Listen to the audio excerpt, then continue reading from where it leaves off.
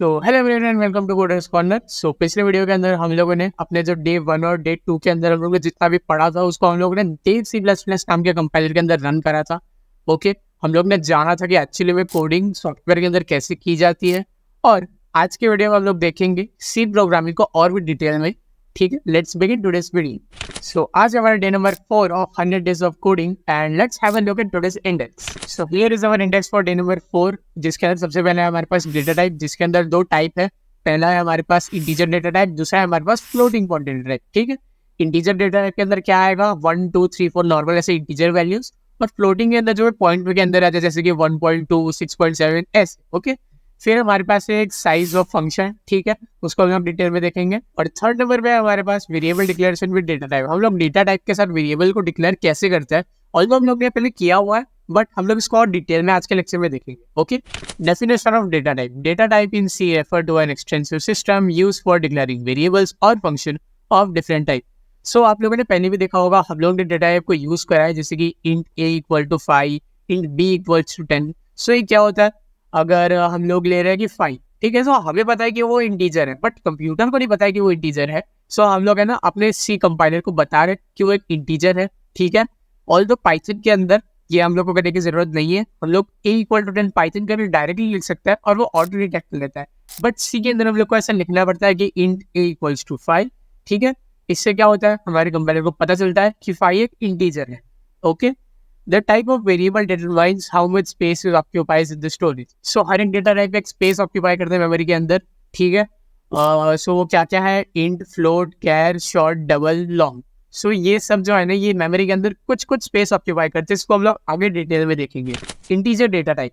सो जैसे कि मैंने आपसे डिस्कस करा कि इंटीजर डेटा टाइप क्या होता है, जैसे कि हमारे पास हो गया 5 10 11 12। सो ये सब क्या हो गई, non decimal non fractional numbers हो गए, जिसको अगर हम लोग को सी के अंदर स्टोर कराना हो तो हम लोग इंटीजर डेटा टाइप का यूज करेंगे। In C programming, integer data type are used to store whole numbers without any fractional part. See they vary in size, like उनकी साइज वेरी करती है, एंड उनकी जो रेंज होती है वो भी वेरी करती है, allowing programmers to choose the appropriate type based on their specific requirements of the program. ठीक है, सो हमारे पास टोटल अगर हम लोग को इंटीजर डेटा टाइप स्टोर कराना है तो उसके लिए हमारे पास 3 है। ठीक है, सबसे पहले हमारे पास इंट, जिसकी 4 बाइट स्टोरेज में ऑक्यूपेशन। ठीक है, उसके बाद है हमारे पास शॉर्ट और लॉन्ग। सो शॉर्ट जो है मेमोरी के अंदर 2 बाइट ऑक्यूपाई करता है, और जो लॉन्ग जो है वो मेमोरी के अंदर 4 बाइट ऑक्यूपाई करता है। ठीक है, और जनरली हम लोग ये तीनों को इंटीजर वैल्यू स्टोर करने के लिए यूज करते हैं। अगर आप लोग नीचे यहाँ पे ध्यान से देखें तो यहाँ पे -2 लाख समथिंग कुछ दिया हुआ है इंटीजर के बाजू में। सो जनरली ये रेंज होती है, ये इतना इंपॉर्टेंट नहीं होता as per programming perspective, but for information मैंने यहाँ पे लिख रखा है, so you can see it. और देखो, फॉर योर एग्जाम पर्सपेक्टिव हम लोग को अगर इंट दिया हुआ है, सो हम लोग को एमसीक्यू के अंदर आ सकता है कि what is the size of int.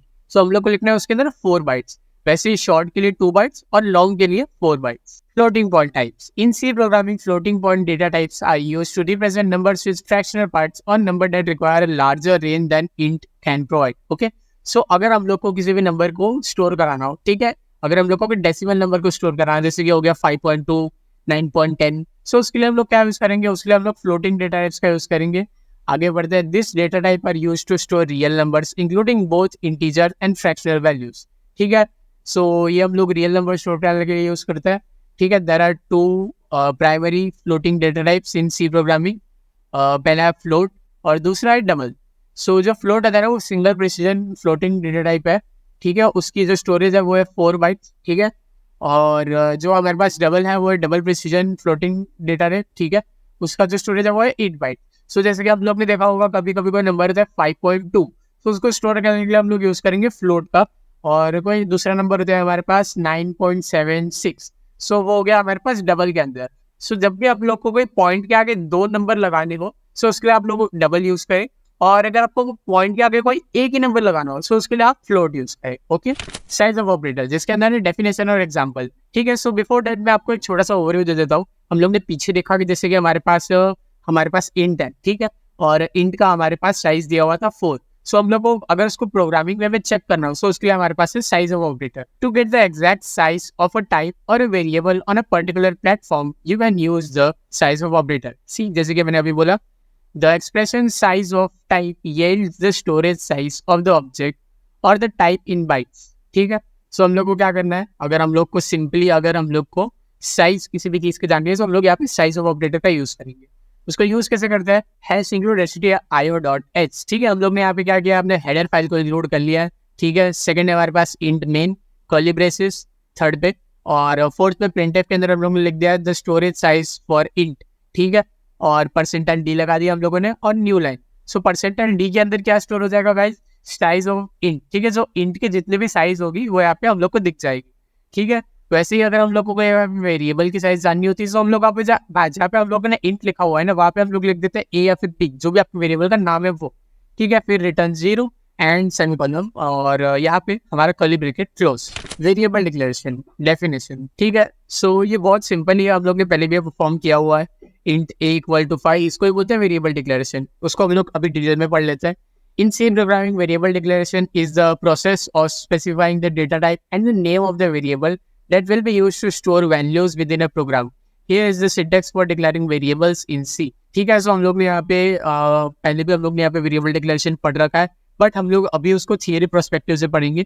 ठीक है, सो सबसे पहले हम लोग को डेटा टाइप यहाँ पे लिखना पड़ेगा, उसके बाद हम लोग को वेरिएबल का नाम लिखना पड़ेगा और सेमीकोलन लगाना पड़ेगा, just like example given below. Int age, ठीक है, float weight, char grade, double salary. So आज हम लोग ने जितने भी टॉपिक्स पढ़े ना, उसको हम लोग एक कोड में देखेंगे। हैश इंक्लूड stdio.h जो है हमारे पास हेडर फाइल, उसके बाद हमारे पास इंट मेन जहाँ से मेरा प्रोग्राम स्टार्ट होगा, उसके बाद कर्ली ब्रेसेस इंट पॉपुलेशन। हम लोग ने यहाँ पे क्या किया हुआ है, हमारे पास जो पॉपुलेशन है वो एक नाम है। ठीक है, उसके अंदर हम लोग ने स्टोर करा हुआ है 10,000, और उसका डेटा टाइप जो है वो है ऑफकोर्स इंट। ठीक है, उसके बाद हमारे पास float pi equal to 3.14, double revenue equal to कितना है ये है 1,00,000.75। Okay, char letter equal to A. So अगर हम लोग को है ना किसी भी लेटर्स को भी कराना हो ना स्टोर, सो हम लोग उसके लिए कैर यूज कर सकते हैं।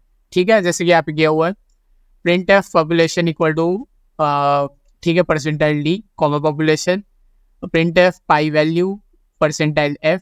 सो यहाँ पे आप लोग ध्यान से देखोगे तो यहाँ पे हम लोग ने फ्लोट ऊपर यूज किया हुआ है, सो उसके लिए हम लोग यहाँ पे परसेंटाइल एफ लिखेंगे।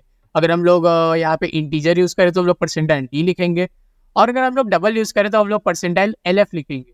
ओके, जस्ट लाइक दैट अगर हम लोग यहाँ पे कैरेक्टर का यूज करें, कैर का यूज कर रहे हैं, सो हम लोग यहाँ पे लिखेंगे परसेंटाइल सी, और 12th लाइन पे एंड में हमारे पास रिटर्न 0 देन सेमीकोलन,